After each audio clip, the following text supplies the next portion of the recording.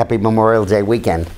On this weekend, of course, we absolutely have to honor and just express our heartfelt thanks to the men and women who are defending us overseas. It's kind of incredible now that there's a war going on, and you don't seem to know it. Obama almost never mentions it.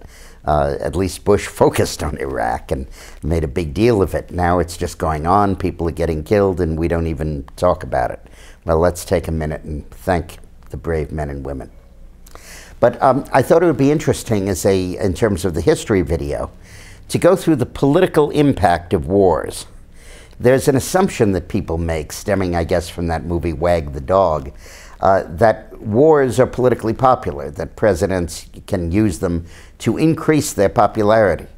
Well, history is quite the opposite of that. Wars not only don't help, they really destroy a politician's image and his administration.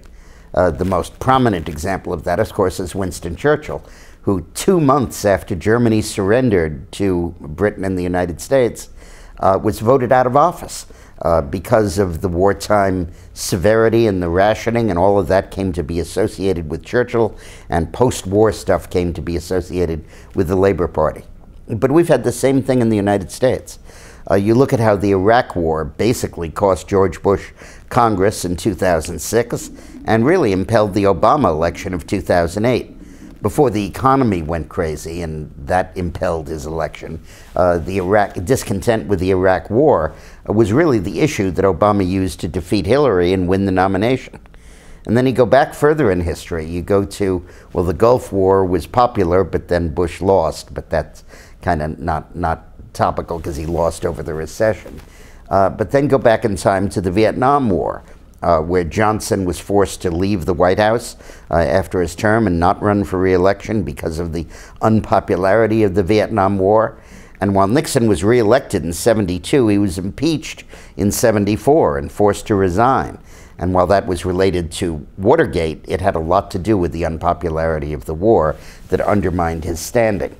In the Korean War, Harry Truman was planning to run for re-election in 1952. In fact, the 22nd Amendment that required that nobody serve more than 2 terms as president was specifically drafted at Truman's request to make it possible for the incumbent president, Truman, to run for a 3rd term. But his ratings were so low, largely as a result of the Korean War, that he couldn't run. He dropped out. Adlai Stevenson became the nominee and lost to Eisenhower.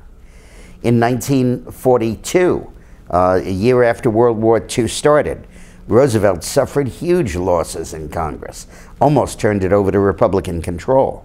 And in 1944, he was re-elected over Thomas E. Dewey, but by a very, very, very much narrower margin than before, and Congress went even more Republican, and by '46 became Republican. In World War I, it was the same story. Wilson was re-elected in 1916, pledging to keep us out of war. And then 1917, we got into the war. And 1918, the Republicans took control of Congress, rejected the Treaty of Versailles. And in 1920, the Republicans took over and began a 12-year control of the White House.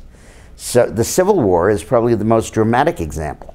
Lincoln was convinced, correctly so, that he would lose re-election, even though the southern states couldn't vote, in the northern states in 1864. And in fact, Lee's Civil War strategy was closely linked to trying to produce some aggressive battlefield victories right before the '64 election so that people would throw Lincoln out of office. And McClellan, the former Union commander who was running on a peace, which is to say surrender policy, would undoubtedly have let the South go had he won. In fact, 2 months before the 1864 election, Lincoln wrote a letter to his cabinet and said, "It is very likely, as of this writing, that I am going to be defeated in the next 2 months and will not have another term as president." And then he went on about what policies they should adopt in light of that. The James Madison, the War of 1812, New England threatened to secede. And George Washington was very unpopular in the United States. In 1779 and 1780 and 81, The Revolutionary War was increasingly seen as negative by the American public. That was why he made the desperate last-minute gamble to go to Yorktown and try to corner Cornwallis and end the war quickly, because he knew if he didn't end it in 81, he wouldn't be able to end it in 82. The revolutionary government would have fallen apart. So it's kind of interesting, isn't it, that wars are usually political negatives. But don't let that stop you from having a nice Memorial Day.